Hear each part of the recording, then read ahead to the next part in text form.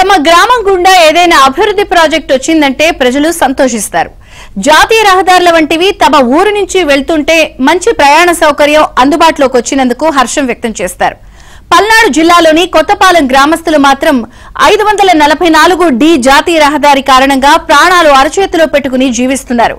జాతీయ రహదారికి ఉండాల్సిన కనీస ప్రమాణాలు లేకపోవడంతో ఆందోళన చెందుతున్నారు. జాతీయ రహదారి నిర్మాణ లోపాలపై ఏబిఎన్ స్పాట్లైట్.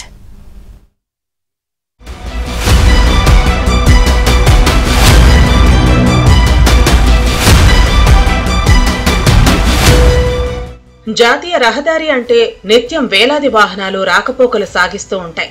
అందుకే ఇలాంటి రహదారులపై ప్రమాదాలు జరగకుండా నాణ్యతా ప్రమాణాలు పాటించడంతో పాటు ఇంజనీరింగ్ లోపాలు లేకుండా నిర్మిస్తారు. కానీ పల్నాడు జిల్లా వినుకొండ మీదుగా వెళ్లే 544D జాతీయ రహదారి మాత్రం అందుకు భిన్నంగా ఉంది.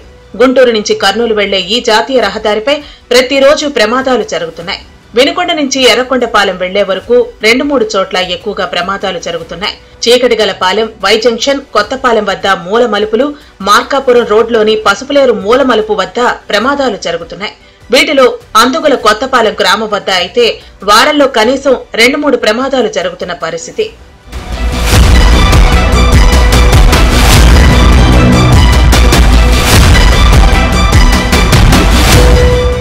జాతీయ రహదారిపై గత 3 ఏళ్లలో జరిగిన ప్రమాదాల కారణంగా 30 మందికి పైగా మరణించారు. 200 మందికి పైగా గాయపడ్డారు. 100కు పైగా గేదెలు చనిపోయాయి. ఇంత తీవ్రత ఉన్నప్పటికీ జాతీయ రహదారుల సంస్థ అధికారులు సరైన చర్యలు తీసుకోవటం లేదు. ప్రమాదాల నివారణకు హెచ్చరిక బోర్డులు పెట్టి చేతులు దులిపేసుకున్నారు. ఎస్ ఆకారంలో మలుపు ఉండటంతో వాహన డ్రైవర్లు ఇక్కడికి వచ్చేసరికి నియంత్రణ కోల్పోతున్నారు. అలాగే రహదారిపై లైటింగ్ కూడా లేదు. ప్రమాదాల తీవ్రత కూడా ఎక్కువగానే ఉంటుంది. రోడ్డు ఎస్ టర్నింగ్ అండి. నేషనల్ హైవేలో రోడ్డు వేసేటప్పుడు ఆ టర్నింగ్ తీసేయాల్సింది టర్నింగ్ తీయకుండా ఉన్న రోడ్లో యాజిటేజ్ చేశారు. దానివల్ల ఈ టర్నింగ్లో ఒక్కోసారి నైటు తెల్లారుజాము 4ంటికి వచ్చేటప్పుడు కళ్ళు మూసి తెరిచేలోపు వచ్చి స్ట్రైట్గా వచ్చేసి పడిపోతున్నాయి.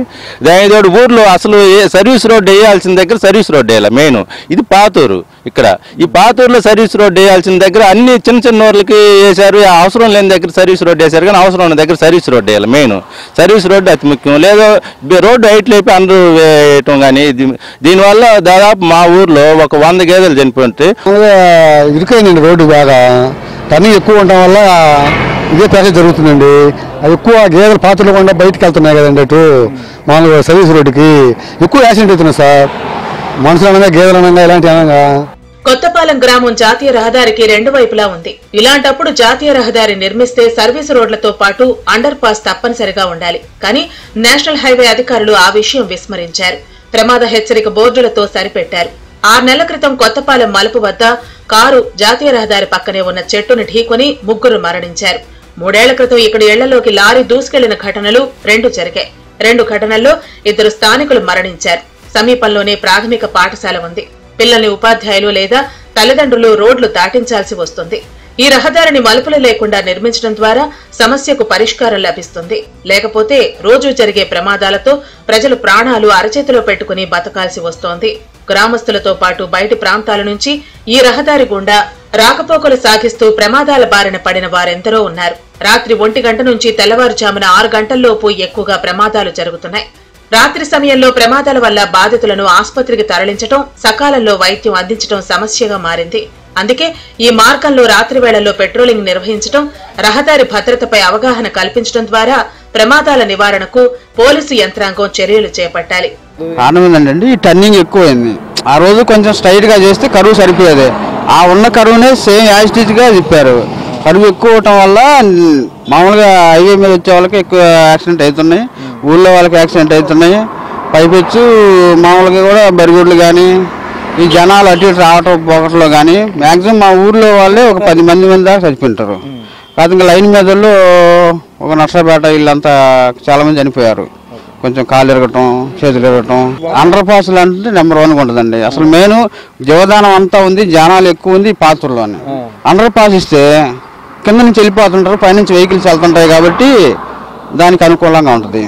యాక్సిడెంట్లు అంటే ఎక్కువ అవుతున్నాయండి. మాకు పెద్ద బ్రిడ్జి పడాలి. ఊరు అరకులు అన్ని ఇచ్చే పొలానికి పోయేది ఆడ పెద్ద బ్రిడ్జి పడాలి. జనం కిందిగా పోయేటట్టు, పైగా బస్సులు పోయేటట్టు. దాని గురించి మాకు ప్రమాదం ఎక్కువ జరుగుతుంది. ఈ రోడ్డు తాలూకా చచ్చిపోయాయండి పేదలు మనుషులు. యాక్సిడెంట్ బాగా జరుగుతుంది. మొన్న ఒకటి ఆడ జరిగింది యాక్సిడెంట్ ఈ మధ్య. రాయలసీమ ప్రాంతం నుంచి రాజధానికి వచ్చే రహదారి కావడంతో ట్రాఫిక్ కూడా ఎక్కువగా ఉంటోంది. అందుకు తగ్గట్లుగా రహదారిని విస్మరించడంతో పాటు ఇలాంటి ప్రమాదకర మలుపులు లేకుండా చూడటం తప్పనిసరి.